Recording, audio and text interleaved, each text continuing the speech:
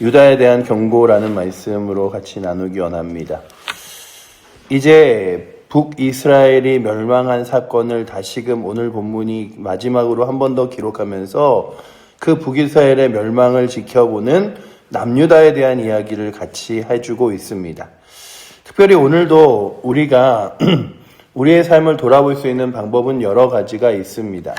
하루를 지내고 또 다음날 새벽에 아니면은 저녁에 기도의 자리에 돌아서면 그때 그렇게 말하지 말걸, 그렇게 행동하지 말걸, 그렇게 그냥 내가 내 생각대로 혈기 부리지 말걸 이러면서 좀 아쉬움에 회개하고 기도하며 돌이킬 때도 있습니다.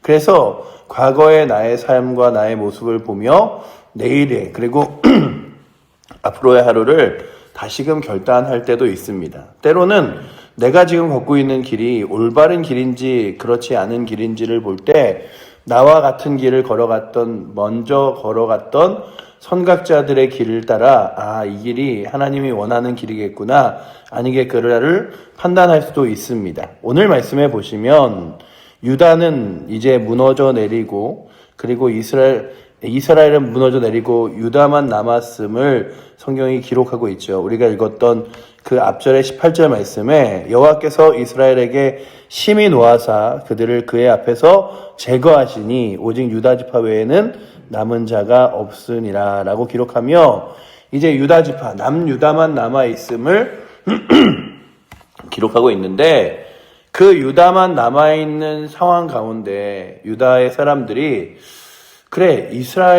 북이스라엘의 사람들이 하나님 앞에서 범죄하고 기도도 하지 않고 예배도 드리지 않고 성전도 자신의 마음대로 다 뒤바꿔 놓은 걸 보면서 우리는 하나님 앞에서 그러지 말아야지 라고 한 것이 아니라 그들이 무너져 내리는 것들을 보면서 그냥 그거는 아수르가 강하고 이방 민족이 힘이 있기 때문이지 그들이 하나님과의 관계가 무너졌기 때문은 아니야. 이런 생각을 가졌는지 이 유다라는 땅이 그 상황들을 보면서도 동일하게 무엇을 말씀하냐 하면 유다도 그들의 하나님 여호와를 명령을 지키지 아니하고 라고 이야기하면서 그렇게 하나님의 말씀이 아니라 북이스라엘을 따라 걸어갔던 유다도 결국 마침내 그 하나님 앞에서 쫓겨내리라 라고 하는 말씀으로 20절이 끝이 나고 있습니다. 보시면 29절에 유다도라고 시작하여 20절 마지막에 그의 앞에서 쫓아내시리라 라고 이야기하며 경고하고 있죠.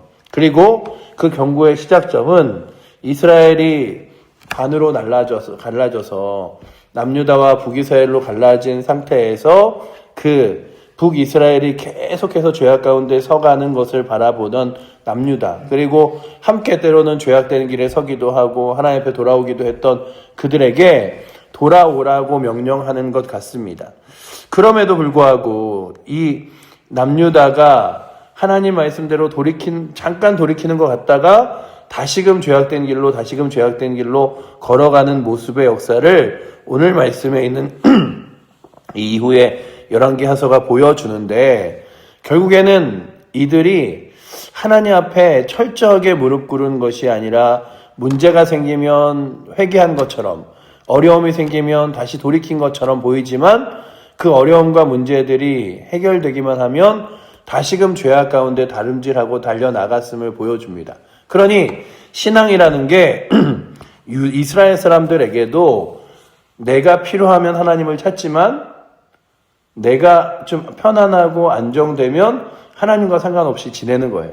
근데 오늘 이 말씀을 보면서 우리의 모습도 마치 그런 것 같습니다. 우리가 우리의 삶을 다시금 아까 이야기한 듯이 돌아보는 여러 가지 방법 중에 하나는 내 삶 가운데 여러 가지 하나님의 경고하심과 문제가 있을 때 그래 내가 하나님 말씀으로 돌이켜야겠구나 기도해야겠구나 나를 위하여 내 주변의 문제들과 상황들을 위하여 직장을 위하여 가정을 위하여 교회를 위하여 기도해야지 이거 큰일 나겠구나 라고 하는 경고들이 있습니다. 하지만 그거 외에도 주변의 다른 교회들 그리고 주변의 다른 사람들 다른 나라들을 보면서 야 저런 일들이 왜 일어났을까 그냥 저 교회가 열심히 없어서 저 교회가 뭐 이렇게 여러 가지 문제가 있어서 갈등이 있어서 이게 아니라 하나님과의 관계들과 점점 멀어지며 하나님을 찾지 않아서 그런 것은 아닐까라고 하는 정확한 판단과 함께 그렇다면 우리의 교회는 우리의 가정은 나는 어떤가를 돌아보며 하나님 앞에 서야 되는데 유다 사람들이 그러지 못했다는 거죠. 그리고 오늘 말씀에 있는 이 19절과 20절은 그저 시간이 지난 이후에 열왕기하서가 기록된 것이 아니라 유다에게도 하나님께서 주시는 분명한 경고가 이스라엘의 무너짐이었다는 사실을 보여주고 있습니다. 야, 저 이스라엘 땅이 무너지니 우리도 하나님 앞에 돌이켜야겠다. 그러지 못하였다는 거죠. 이스라엘 그들은 무너지나 그들은 잘못되나 나는 아이고 괜찮겠지. 우리는 우리 스스로 자신에 대한 그런 이렇게 여러 가지 안정감이 있습니다. 무엇이냐면 다른 사람이 그 일들을 하면 위험할 것 같아요. 마치 그런 거죠.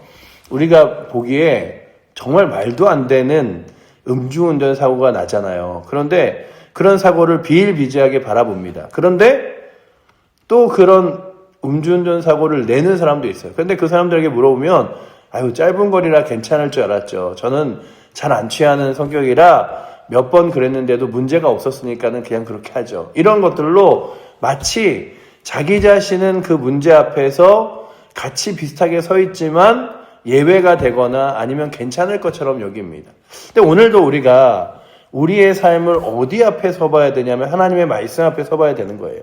그리고 그 하나님의 말씀 앞에서 그들의 삶이 어땠는가를 돌아보며 나는 그렇다면 하나님의 말씀 앞에서 어떠한가를 바라봐야 되는데 그래도 괜찮겠지. 이 정도는 괜찮겠지. 이렇게 하면 괜찮겠지. 그러니까 오늘 우리가 하나님 앞에 설 때마다 가장 크게 하나님의 자녀로서 깨닫는 게 뭐냐 하면 내가 가지고 있는 죄악이, 내가 가지고 있는 연약함이, 내가 가지고 있는 부족함이 하나님 앞에서 큰 죄였구나. 하나님 앞에서 큰 부족함이었구나. 그럼에도 불구하고 하나님이 나를 사랑하신 것이구나. 이게 깨달음이라면 우리의 교만함은 뭐냐면 이 정도는 괜찮겠지. 누구든지 이 정도는 하지.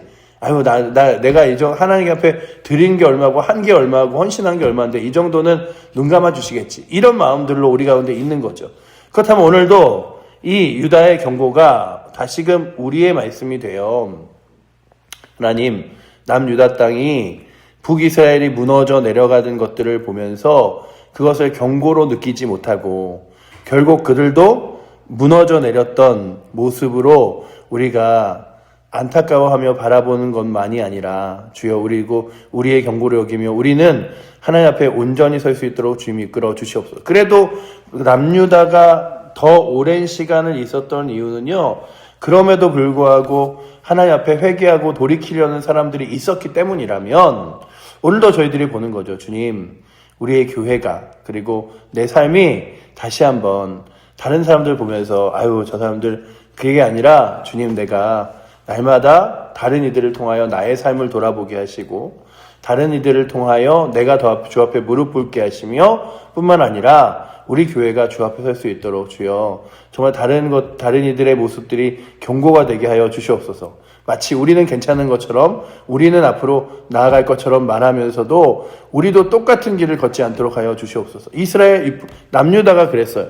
유다도 하나님 앞에서 별반 다를 게 없었음을 오늘 말씀이 기록하고 있지만 유다는 마치 그 길에서 피한 것처럼 또한 죄악된 길을 걸어갔음을 바라봅니다. 그렇다면 오늘도 주님, 오늘도 우리가 우리의 삶 가운데 하나님의 말씀을 분명한 경고와 그리고 능력으로 여기며 그 말씀을 따라서 객관적으로 분명하게 우리의 삶을 돌아볼 수 있는 은혜 있게 하여 주시고 특별히 아버지 하나님 다른 교회들과 상황들이 어려워지는 것들을 보면서 그 교회 어떻게, 그 상황 어떻게, 그 사람들 어떻게가 아니라 우리는 어떠한가를 돌아보는 그게 아주 작은 한 끗 차이 같아요.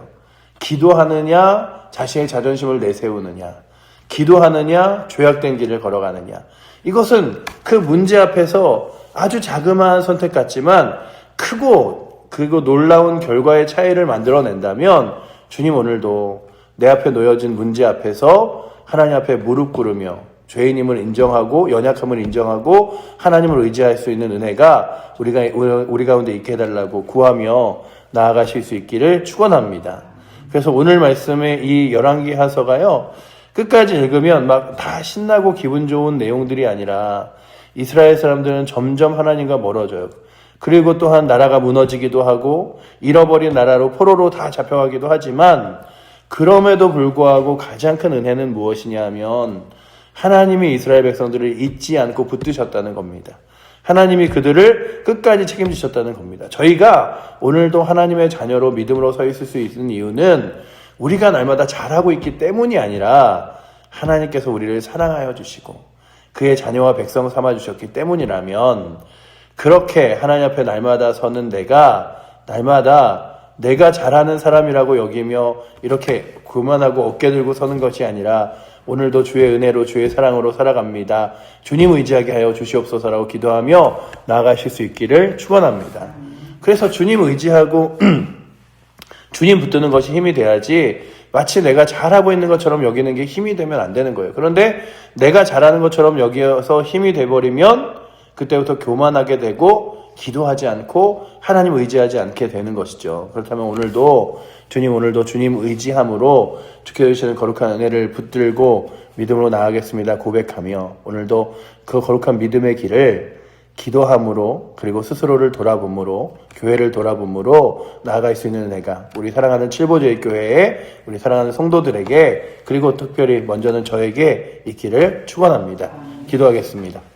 사랑의 하나님, 하나님께서 북이스라엘이 무너진 이후에 남유다에게도 같은 경고를 하십니다. 그리고 남유다는 그 경고 앞에서도 또한 다시금 북이스라엘이 걸었던 죄악의 길을 걷는 것을 바라봅니다.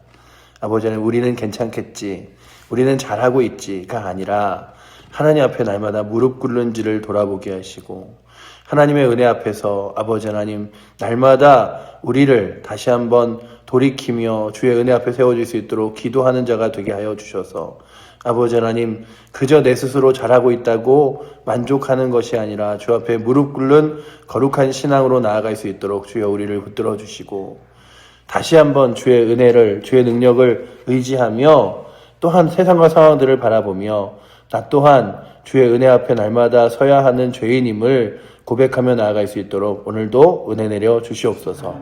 우리 교회를 그렇게 은혜 앞에 세우실 주님을, 그리고 우리의 삶을 이끄실 주님을 의지하며 살아계신 예수 그리스도 이름으로 기도드립니다. 아멘.